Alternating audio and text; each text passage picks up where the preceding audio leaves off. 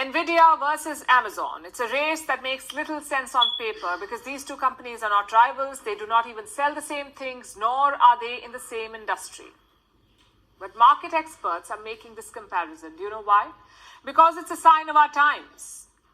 Nvidia is a semiconductor maker based in the United States. Amazon is an e-commerce giant. Both companies were founded in the 1990s, but in the last 2 decades, one was a clear leader, and that's Amazon. Maybe not for long though. Nvidia is on the brink of overtaking it. Amazon has a market valuation of $1.77 trillion. Nvidia is at $1.73 trillion. Its shares are up 40% this year, 40%. Imagine that, 40% up in just under 40 days. At this rate, it will overtake Amazon, one of the biggest companies of our times. What does this signify? What many experts have been saying for a while: chips are the new oil, especially artificial intelligence chips. Every major tech company is on the AI train, and AI needs very advanced chips. And who's making those chips? Mostly Nvidia. The company is set to make up 85% of this market. Just look at their list of customers: Microsoft, Meta, Google, Amazon, Oracle, Tencent, Baidu, Alibaba, Tesla, ByteDance. Most big tech firms buy chips from Nvidia. So sales are through the roof. I have numbers from the last quarter. Nvidia's revenue was $18 billion. It tripled from the year before. And profits? Around $9.2 billion.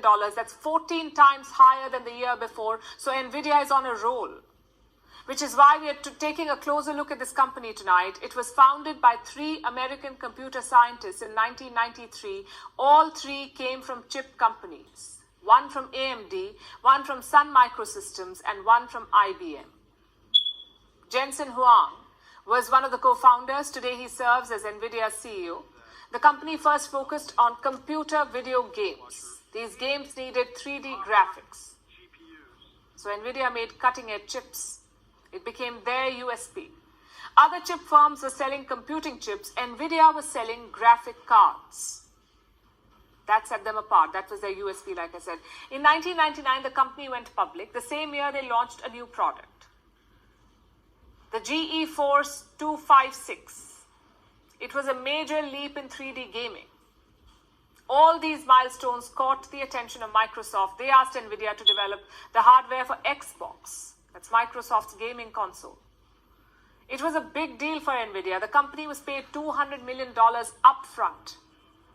Then came the 2000s. Nvidia started to diversify. In 2003, they collaborated with NASA. They began making chips for Audi cars. In 2007, Forbes declared it Company of the Year. So Nvidia had truly arrived. And around this time, they started focusing on AI. It was a bit accidental. Nvidia had put a lot of focus on parallel computing technology. Think of it as a multitasking feature for chips. The same technology is key in artificial intelligence. So Nvidia had a head start. Now we don't know why the company focused on this technology. Maybe it was foresight, maybe it was a business strategy, but whatever it was, it worked. Today, Nvidia is in pole position. They have a partnership with car maker Toyota. The plan is to use Nvidia chips in self-driving vehicles. But the crowning moment was in late 2022. That's when ChatGPT hit the market. Everyone wanted to know how it was built. Turns out, ChatGPT was built on 10,000 Nvidia chips. Soon, every tech firm rushed for it. They did not want to be left behind in the AI race, and that meant buying Nvidia chips. Of course, some of this attention has backfired too, because last year, the US government asked Nvidia to stop selling high-end chips to China. Washington said it was a national security concern.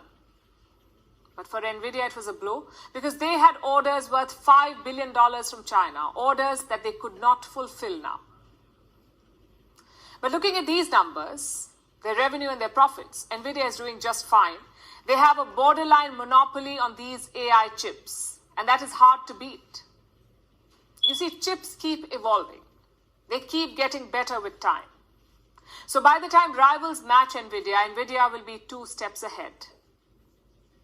Hopefully. It's all about who has the head start.